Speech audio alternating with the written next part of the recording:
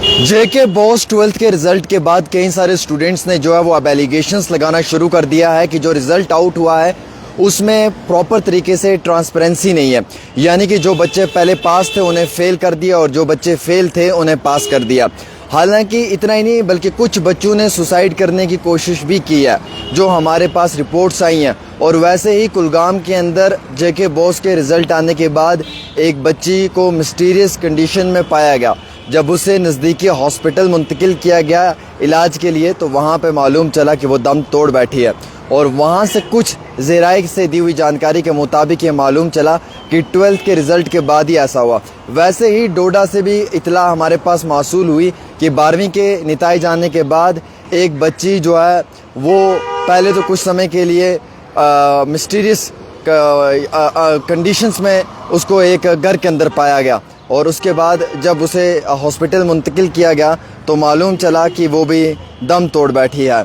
तो यानी कि हालात और वाक़ात को अगर आप मद्देनज़र रखेंगे तो 12वीं के निताइज के बाद कई सारे पेरेंट्स व स्टूडेंट्स लगातार ये इल्ज़ामात आयद कर रहे हैं कि जिस तरीके से रिज़ल्ट आउट हुआ है इस रिज़ल्ट में कहीं ना कहीं कमी पेशी ज़रूर है, जिसके कारण एक स्टूडेंट को जस्टिस नहीं मिल पा रहा है।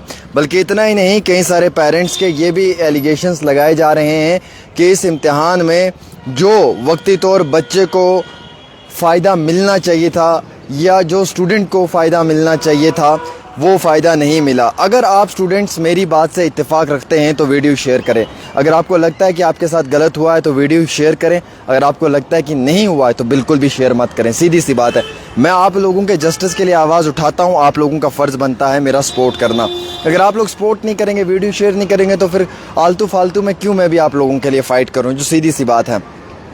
मैं इस वक्त एडमिनिस्ट्रेशन तक, मैं जम्मू कश्मीर की जो एजुकेशन की मिनिस्टर हैं सकीना मैम तक ये बात पहुंचाना चाहूँगा कि 12th के रिज़ल्ट से पहले जो बच्चा पास था बाद में वो बच्चा फ़ेल था, जो पहले फ़ेल था वो बाद में पास था।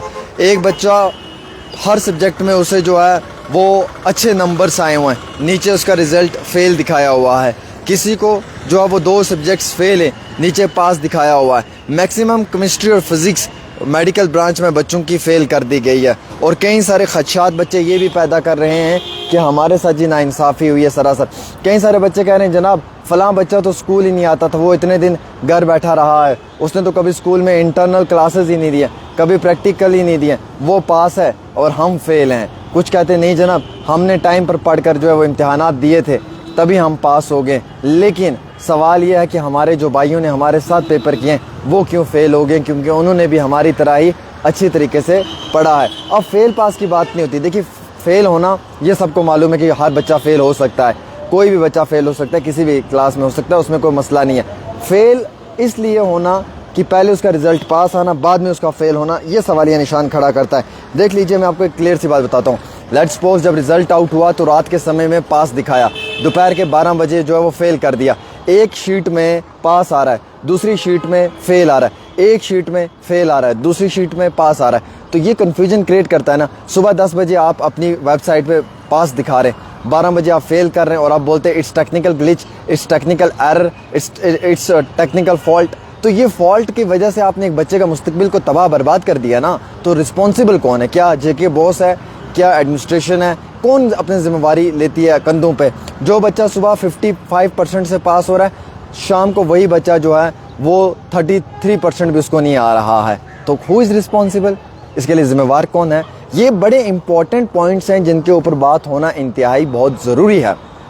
इसीलिए 12th का रिज़ल्ट आया है। हम चाहते हैं कि बच्चों को इंसाफ मिले, ट्रांसपेरेंसी हो और इसमें एक पूरी मुकम्मल तौर पे तहकीकात की जाए, इसमें पूरी इन्वेस्टिगेशन की जाए कि आखिरकार एक दिन पहले बच्चा पास दूसरे दिन फ़ेल, ये कैसे हो सकता है। और अगर बच्चा जो है वो 55%, 60% ले रहा है तो नीचे उसके रिज़ल्ट में फ़ेल कैसे लिखा हुआ है, ये बात पहुंचने वाली बात है। तो कई सारे बच्चों के साथ नाइंसाफ़ी हुई है। हम डिमांड करते हैं कि उन्हें इंसाफ मिलना चाहिए। हुकूमत से भी गुजारिश है, एडमिनिस्ट्रेशन से भी गुजारिश है। इंटरनल मार्क्स कम आए जबकि हम रेगुलर क्लासेस अटेंड करते थे। देखो इतना अच्छा पेपर हुआ था केमिस्ट्री का, फिर भी फ़ेल किया, समझ ही नहीं आ रहा। उसके बाद कई सारे बच्चे लिख रहे हैं the marking specially in physics and chemistry for class 12th is very very bad. हमारे साथ गलत हुआ है सर। सब बच्चे लिख रहे हैं। और मैं बच्चों को कहूँगा कि अगर आप मेरे साथ हैं और अगर आप चाहते हैं कि आपको इंसाफ मिले तो इस वीडियो को इतना शेयर कर देना ताकि उमर अब्दुल्ला साहब की टेबल तक पहुँच जाए। एक छोटी सी रिपोर्ट आमिर सुहेल के।